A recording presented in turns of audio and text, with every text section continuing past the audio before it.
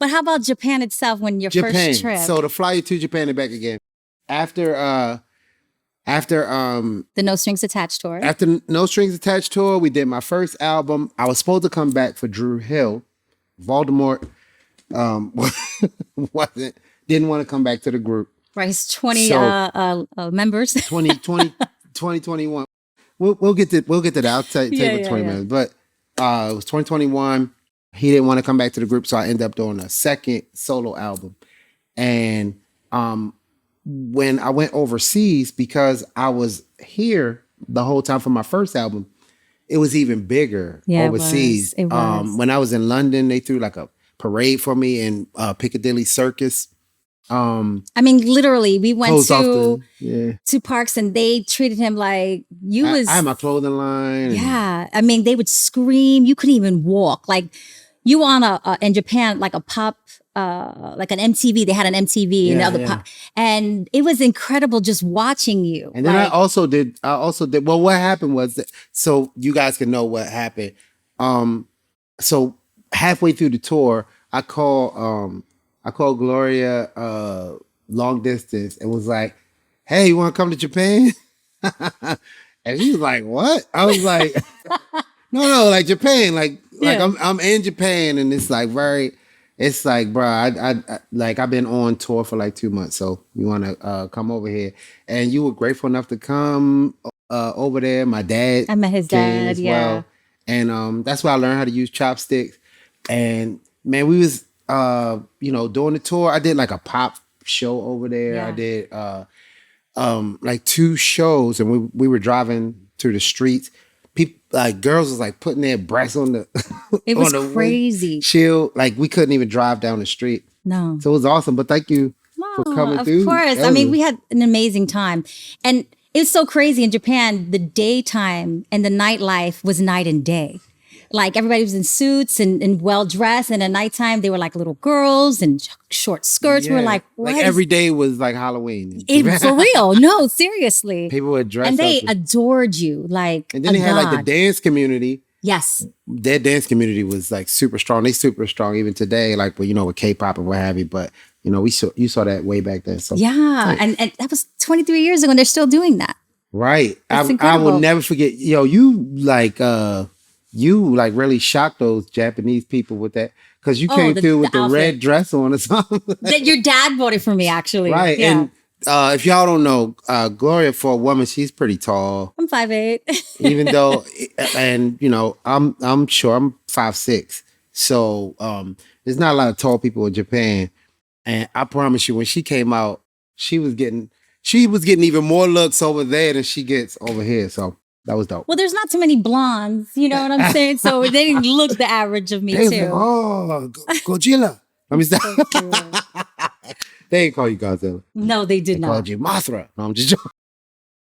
Let's go to the incomplete video. Okay. So a lot of you know that I did 2 videos with him already. We did a tour. We did the MTV thing. And then the incomplete song I was in love with. I was like, I claimed that.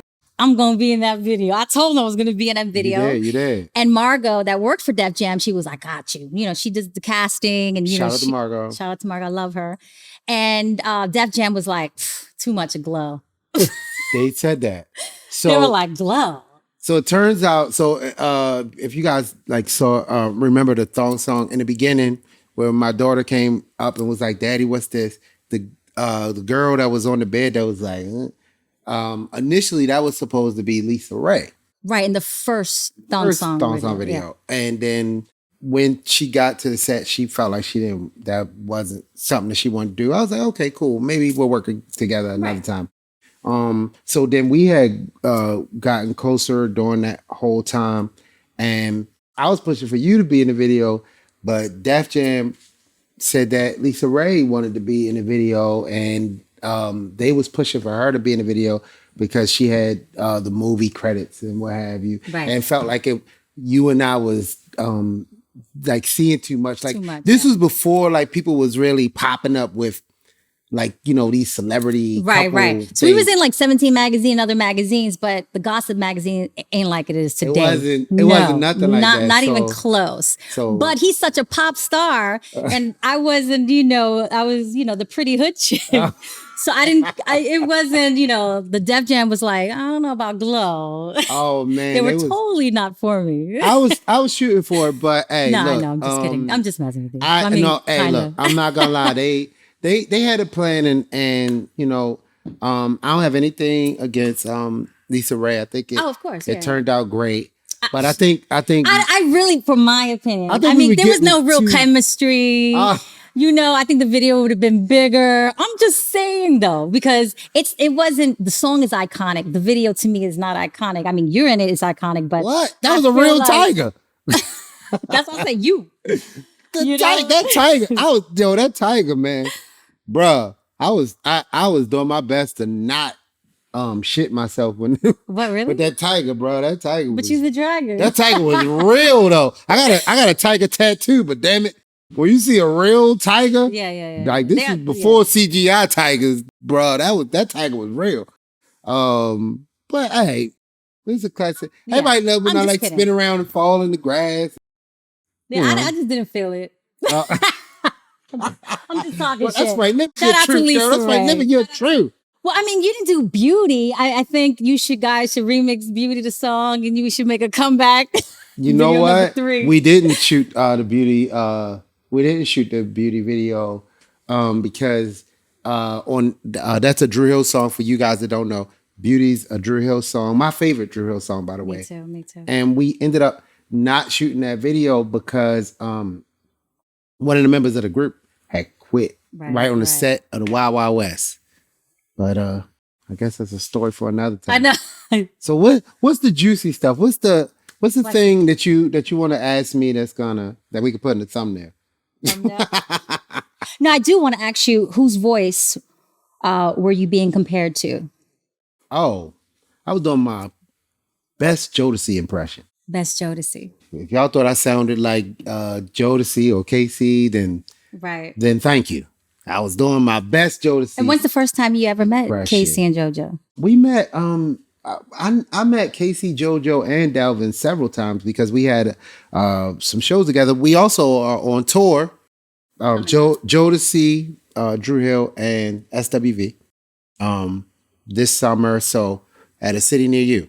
I never met DeVante. Really? I don't think he liked me. Why? I don't know. Maybe because I was better? Maybe because I don't think better. I just was totally doing my best Jodeci impression. Do you have a favorite Jodeci that My Heart Belongs to You is my favorite Jodeci song. And a lot of people don't know that the song that we did with Mariah Carey, the remake of Prince's Beautiful Ones, that was produced by DeVante. He's actually on the song, and I still never met him. Wow. So maybe I'll meet him this tour. I don't know. Is he still in the group, or are they I don't all know. together? They don't talk. I don't know if they don't talk to us these days.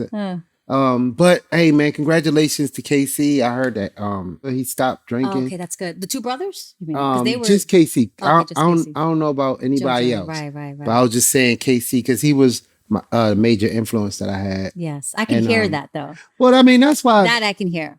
Thank you.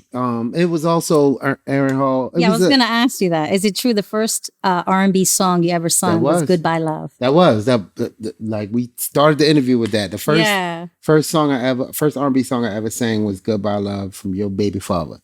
So and speaking of Guy, thank you again, Aaron Hall and Guy. And speaking of Guy, wait. How about look? And then it came full circle with Teddy Riley doing my first single from my second album. That's crazy. Can I Live? Yep. And help me meet Michael Jackson. So that's insane. Yeah, it's a small industry. You know? Yeah.